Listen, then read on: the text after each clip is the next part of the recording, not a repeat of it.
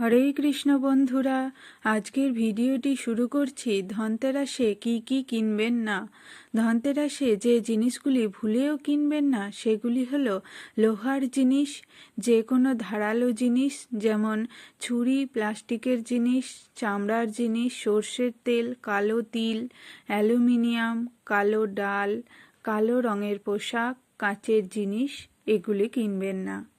আর ধনতেরাসে কি কেনা শুভ? সোনা ও রূপা ধন ও সমৃদ্ধির প্রতীক।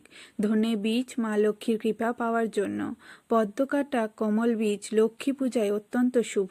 লক্ষ্মী গণেশের মূর্তি পূজার জন্য ও ঘরে সৌভাগ্যের প্রতীক। পিতলের বাসন শুভ শক্তি ও পবিত্রতার জন্য। ঝাঁটা, ঝুলঝাড়ু, ওয়াইপার অশুচি দূর করে ঘরে লক্ষ্মীর আগমন ঘটায়। লবণ ও গুড় জীবনে মিষ্টতা ও ভারসাম্য আনে। সাবস্ক্রাইব করে দেবেন।